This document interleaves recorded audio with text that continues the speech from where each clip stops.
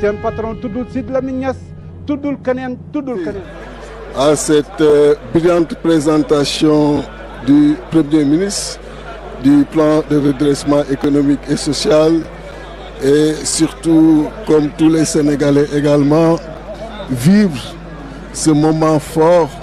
de l'appel du président de la République pour que tout un chacun puisse s'approprier de ce plan et comprendre que la souveraineté est devenue une exigence et demande l'effort de tout un chacun, quel que soit le niveau où il se trouve, pour qu'ensemble on puisse véritablement trouver les ressources nécessaires qui nous permettront de financer ce plan-là et permettre à chaque Sénégalaise et à chaque Sénégalais, partout où il se trouve au niveau du territoire national comme dans la diaspora, de se rendre beaucoup plus fier du développement de son pays.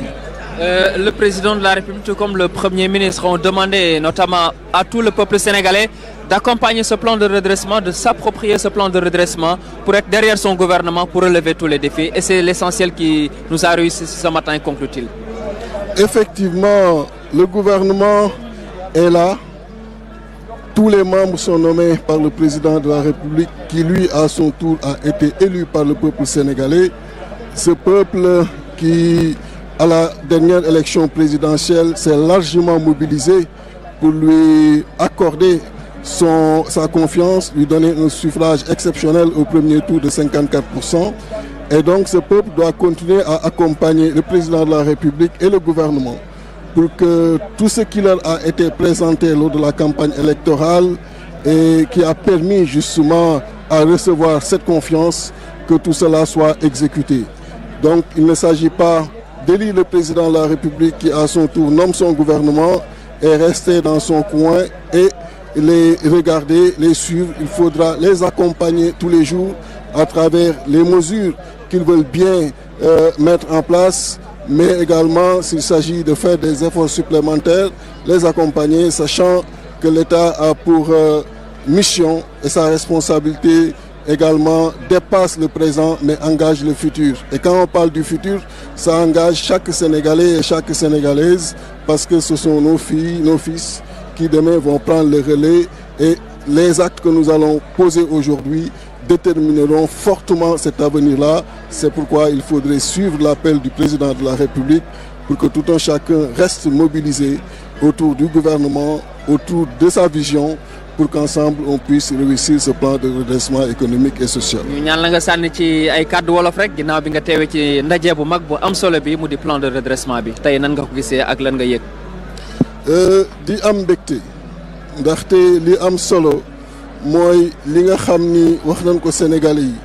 yi ñeenti at yi yëpp ñu génn ci ay combat yu méttee métti ba ñu jël seen confiance placé ko ci président de la République Bassirou Diomaye Faye. loolu la ñu gis ni tey moom la président réitéré ci message bi mu def léegi mais également moom le premier ministre décliné ci plan de redressement économique et social bi mu présenté Sénégalais yi. et appel bi nga xam ni dafa jëm pour que chaque Sénégalais ak chaque Sénégalaise mën a mobiliser wu fépp fu mu nekk ci biir réew ak bitim réew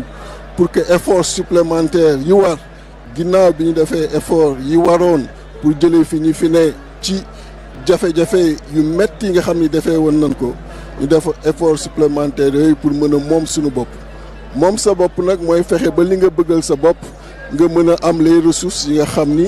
daa ko mën defal sa bopp. et plan de redressement bi wax na lu bare ci loolu mais surtout bu ressources yooyu ñëwee fan la jëm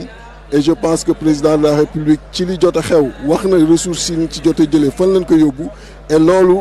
dal na xel war na dal xel sénégalais bu nekk ak sénégalaise bu ne pour xam ni kon aussi ressources yii ñu war wutaat te ku nekk war ci def effort kon jëmul fenn lu dul ci seen njariñ jëmul fenn lu dul njariñu sunu rakk yi sunu doom yi ñi nga xam ni tey ñoom la ñu bokkal jamono ak ñi ñëw suba ndaxte responsabilité état du le présent rek la engagé mais day engagé l'avenir. donc di féliciter le président de la République ci appel bi mu def appel bi nga xam ni ku ko dégg vraiment dal na sa xel mais aussi di féliciter le premier ministre comme ni ko président waxee ci plan bi mu concevoir ak sa profondeur bi nga xam ni noté nañ ko ak aussi njariñ biñ ciy xaar yëpp jëmale ko ci askan wi. merci beaucoup monsieur Fall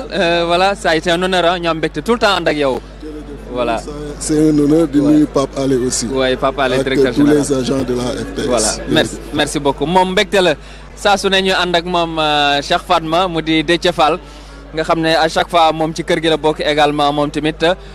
nga sànni ci ay kàddu laata la ñuy dalal beneen invité également. waaw.